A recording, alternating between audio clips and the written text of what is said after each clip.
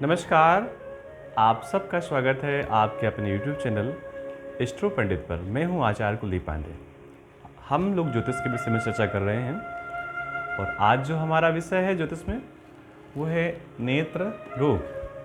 किसे नेत्र रोग हो सकता है और किसे सावधान रहने की आवश्यकता है, नेत्र रोग से पीड़ा ना हो इसलिए क्या उपाय करने की आवश्यकता है। देखिए, थोड़ी चर्चा हम लोग पहले भी कर चुके हैं। अगर वीडियो आप पूरा देख रहे हैं समय खर्च करके तो आपको लाभ मिलेगा। आप भागम भाग कर रहे हैं तो उतना लाभ आपको शायद ना मिल पाए। एक बात और, अगर चैनल पर पहली बार आए हैं तो सब्सक्राइब करके वीडियो अब सब्सक्राइब करने के बाद ही वीडियो देखें। देखिए, ये पहला भाव है, दूसरा भाव है, ये तीसरा भाव है। जो ये पहला भाव है ये व्यक्ति का ये हिस्सा है, चेहरा, इसका रंग, इसका स्वभाव, इसका रूप, इसकी सौंदर्यता और ये चेहरा देखने में कैसा है, ये पहला भाव है, लग्न बताता है। दूसरे भाव पे जाएंगे तो आंखें, दूसरे भाव पे राइट आइज और यहाँ 12वें भाव पे लेफ्ट आइज, ये होता है।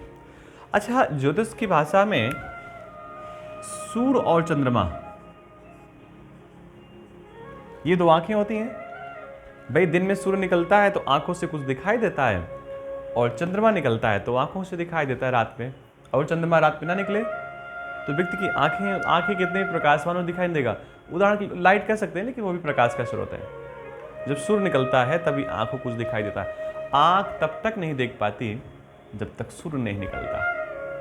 रात के समय आंख तब तक नहीं देख पाती जब तक चंद्र नहीं निकल पाता।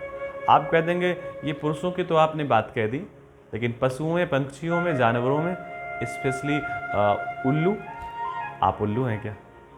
नहीं ना। हम उल्लू हैं क्या? नहीं ना। हम जानवर हैं? नहीं। हम पशु हैं, पक्षी हैं? नहीं। हम लोग मनुष्य हैं। तो जन्म कुंडली मनुष्यों पे लागू होती है। एक बात और, आजकल तो जन्म कुंडलियाँ सब लोग दिखा रहे हैं। पहले जन्म कुंडलियाँ केवल राजाओं की होती थी, क्योंकि यहाँ विशेष व्यवस्थाएं होती थी, पंडित होते थे, ब्राह्मण होते थे, ज्योतिष को जानने वाले होते थे। लेकिन आज तो सब लोग जगह जानते हैं ज्योतिष और आप भी सीख रहे हैं। तो सूर्य और चंद्रमा व्यक्ति की आंखें।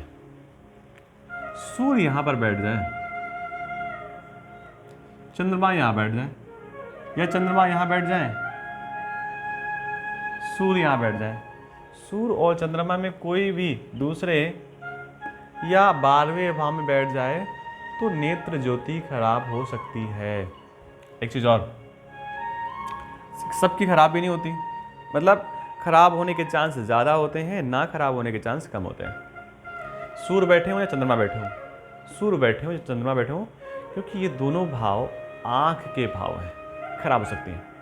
अब गुरु महाराज की दृष्टि पड़ रही है, गुरु महाराज यहाँ बैठे हो तो इसको देखेंगे, यहाँ बैठे हो तो इसको देखेंगे, यहाँ बैठे हो तो सामने से भी देखेंगे, यहाँ भी देखेंगे, और यहाँ बैठे हो तो यहाँ भी देखेंगे, यहाँ भी देखेंगे।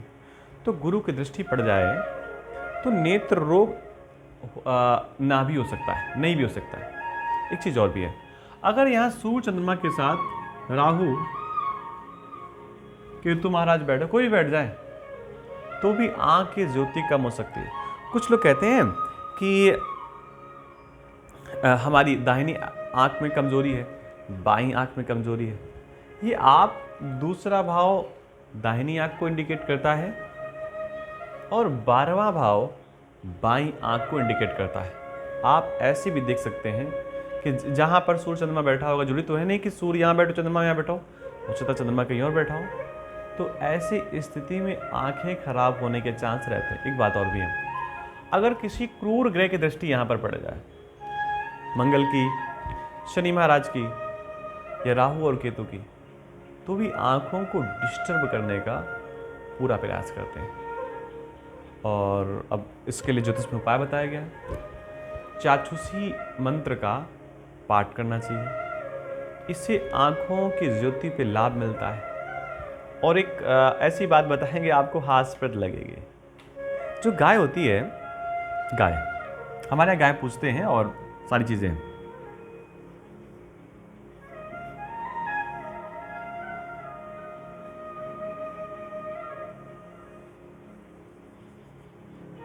आगे चर्चा नहीं करेंगे। हमारा जो प्रमुख विषय है वो ये जो उठा हुआ है, ये वाला हिस्सा, और यहाँ से लेकर के यहाँ तक का, स्पेशली यहाँ से लेकर के यहाँ तक। आपका बच्चा छोटा है, 3 साल का है, 4 साल का है, आंखों की ज्योति कमज़ोर हो गई है, तो क्या करें? चाक्षुषी विद्या का पाठ करें, या अगर आपके पास पंडित जी हों तो उनसे करवाएं, ना हो हमें बताएं, हम करवाएंगे आपका। उसके साथ बेटे से कहिए कि अपने दोनों हाथों से गाय की जो ये निकला होता है, इसके ऊपर ऐसे लगभग 5 मिनट तक, 7 मिनट तक हाथ घुमाएं। तो इससे क्या होगा, जैसे आप ऐसे हाथ घुमाएंगे, ऐसे घुमाएंगे, ऐसे घुमाएंगे, तो एक विशेष पॉजिटिविटी होती है गाय के बॉडी में, जहाँ पर ये थोड़ा ऊंचा सा निकला होता है। एक बात और, ये जो ऊंचा निकला होता है ना, ये गाय के ही होता है, जर्सी गाय के, विदेशी गाय के नहीं होता है। जो गाय होती है देसी गाय, उसके होता है। अगर 5-7 मिनट तक ऐसे घुमाया जाए डेली, और 1.25 महीने तक कर लिया जाए, 40 दिन तक, तो नेत्रों की ज्योति वापस आ सकती है, लेकिन एक उम्र तक, उसके बाद नहीं। अब मालूम पड़े 60 साल का व्यक्ति है, आप उपाय करेंगे, लाभ मिलेगा लेकिन उतना नहीं है। चश्मा आपका धीरे धीरे कम होने लगेगा। 1.25 महीने कर लिया तो चश्मा आपको फेंकना पड़ेगा।